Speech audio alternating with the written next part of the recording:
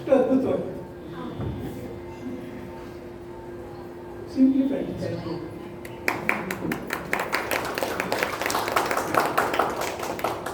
ರಾಮಂದು ಅಷ್ಟೇ ಕಣ್ಣು ಮುಂದೆ ಬಂದಂಗೆ ಆಗುತ್ತೆ.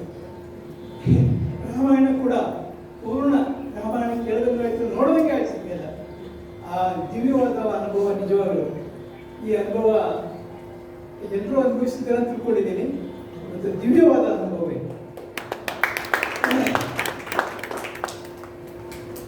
ನಂದಿನಿ ಗುಜ್ಜರ್ ಅವರು ನಿಜವಾಗಲೂ ರಾಮನವಮಿಯ ನಮ್ಮ ಇವತ್ತಿನ ಕಾರ್ಯ ರಾಮನ ಈ ನವಮಿಯನ್ನು ಸಾರ್ಥಕಗೊಳಿಸಿದ್ರು ಅನ್ಬೋದು. ಅಷ್ಟೇ ರಾಮನ ರಸದೌತಣ ಮಾಡಿ ಅವನ ರಸ ಇದಕ್ಕೆ ಸುಧಾ ಇದರಲ್ಲಿ ಅಮೃತವನ್ನು ಕೊಡಿಸ್ಬಿಟ್ರು. ಅವರಿಗೆ ನಾವು ಎಷ್ಟು ಧನ್ಯವಾದ ಹೇಳಬೇಕು ನಂಗೆ ಗೊತ್ತಾಗ್ತಾ ಇಲ್ಲ. ದೇವರು ರಾಮನೇ ಅವರನ್ನು ಚೆನ್ನಾಗಿ ನೋಡ್ಕೊಂಡಿದ್ದ.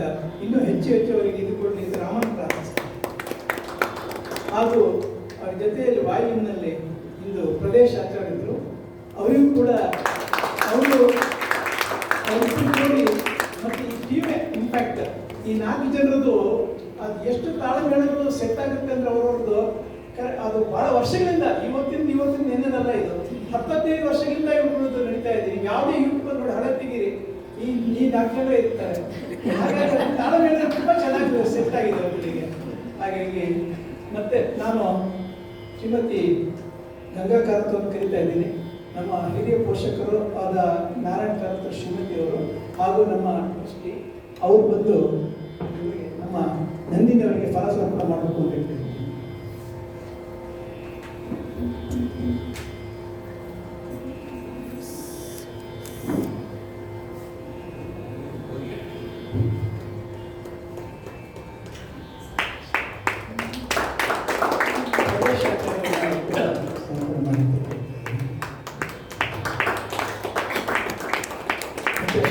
ನಲ್ಲಿ ಅನಿರುದ್ಧ ಭಟ್ ಅವರಂತ ಅವ್ರದ್ದು ರಘುನಂದನ್ ಅವ್ರ ಜೋಡಿ ತನಿಯವರ್ಧನಾಗಿ ಬೇರೆ ಎಂಡಾಗಿನಂತೂ ತುಂಬ ಕ್ಲಾಸ್ ಫಿನಿಶ್ ಕೊಡ್ತೀರ.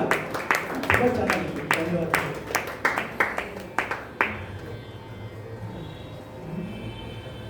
ರಘುನಂದನ್ ಅವರಿಗೂ ಕೂಡ ತುಂಬ ಚೆನ್ನಾಗಿತ್ತು. ಧನ್ಯವಾದಗಳು. ಹೀಗೆ ಬಂದು ನಮಗೆ ನಡೆಸ್ತಾರೆ, ಸಹಕಾರ ಕೊಡ್ತಾ ಇದೆ. ನಂದಿನಿಯವರು ಮತ್ತೆ ಬರಬೇಕು, ಇನ್ನೊಂದ್ಸತಿ ಕೇಳ್ಕೊಳ್ತೀವಿ. ಫುಲ್ ದಾಸವಾಣಿ ಇರಬೇಕು ಅನಿಸ್ತೇನೆ.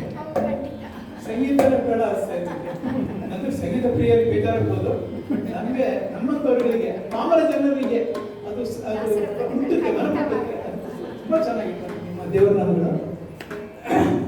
ಇನ್ನೊಮ್ಮೆ ನಿಮಗೆ ಅಭಿನಂದನೆ ಮತ್ತು ಧನ್ಯವಾದ ಅರ್ಪಿಸ್ತಾ ಇದ್ದೀನಿ. ಮತ್ತೆ ನಾಳೆ ನಮ್ಮ 4ನೇ ದಿವಸ ಕಾರ್ಯಕ್ರಮದಲ್ಲಿ ದಾಸವಾಣಿ ಬೈ ಸೋಷಿಯಲ್ ಸಮೀರ್ ಆಚಾರ್ಯ ಅವರಿಂದ ನಡೆಯುತ್ತೆ. ಸಮೀರ್ ಆಚಾರ್ಯ ಅವರು ದಾಸವಾಣಿ ನಾಳೆ 6:30 ಗಂಟೆಗೆ. ಹೀಗೆ ನಿಮ್ಮ ಸಹಕಾರಗಳ ಬಂದು ಆಗಮಿಸಿ ಸಹಕಾರ ಕೊಡಬೇಕು. ನಿಮಗಿಷ್ಟೊತ್ತಿದೆ. ನಿಮಗೆಲ್ಲರಿಗೂ ಧನ್ಯವಾದಗಳು. ಇನ್ನೊಂದು 2-3 ನಮ್ಮದು ಅಪ್ಪ ಹಾಡು ಧನ್ಯವಾದ. Thank you.